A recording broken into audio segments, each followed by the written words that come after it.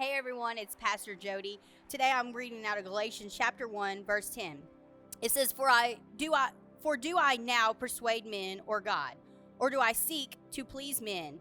For if I still please men, I would be a bondservant of Christ.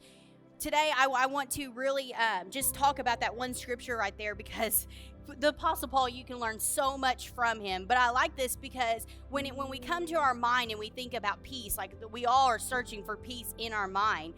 One thing I've learned is we have got to quit trying to please a man. We have got to start pleasing God, and you will have that peace that you're looking for. What I really love about this scripture here is it says, for do I now persuade men or God, or do I seek to please men? He's asking a question. But then he says, but if I still please men, I would not be a bondservant of Christ. You know, I think about this when I was reading that. How many of us miss our true calling because we would rather get approval from a man than we do God? We just step right into it because someone's clapping us on or telling us we're good at that, and we're missing what God really has for us. Listen here, Paul understood that if he was going to seek man's approval, he was not going to get it. And I love this because you got to think about this. We think about the Apostle Paul as this, this awesome guy, and because he is, and he just goes into these places and you just preach the truth, But you got to remember where he was before that. At this time, he had the Damascus Road experience, and they knew him, the people in the town knew him as a killer of Christians. And so he's saying this, he's like, you don't understand. If I wasn't doing this for God, I wouldn't even be doing this, because man will never accept me.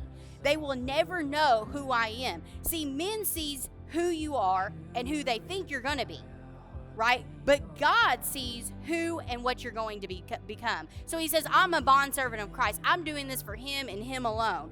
Men refuse to look at you as a new creation, no matter what. You can go up to them and you can preach about God, you can show them love, kindness, and mercy. You can do all those things. But at the end of the day, they still think they know who you are. And that is wrong. God knows who you are. Paul here, he used to be Saul. He gets converted. And you would think here, when I was reading this, you would think, well, why didn't Paul instantly go to Jerusalem? Because Jerusalem at that time, that was the center of Christianity. But instead, he doesn't, which is so weird.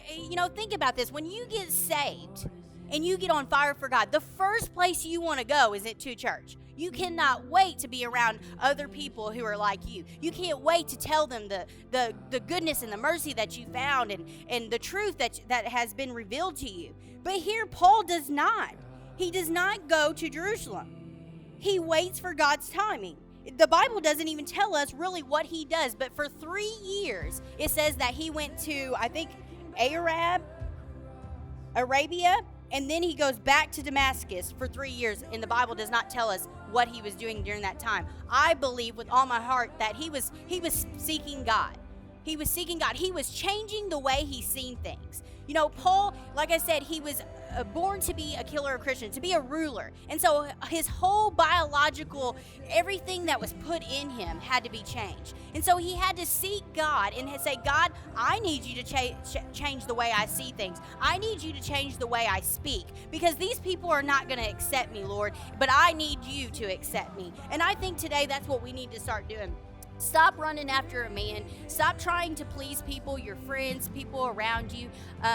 I know when I first got started, I thought, well, what if people don't listen to me? What if they don't like the way I say things or the way I teach? Or what if I get something wrong?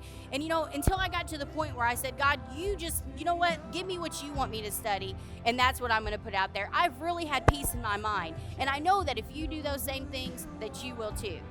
Remember that question that Paul says, who are you trying to persuade?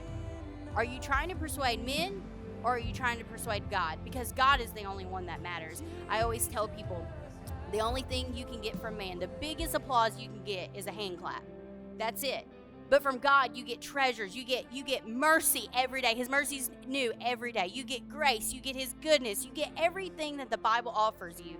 You get it. And that is something that I want. I want to be connected to that vine, and I want to have peace in my mind, trying to persuade God, not men.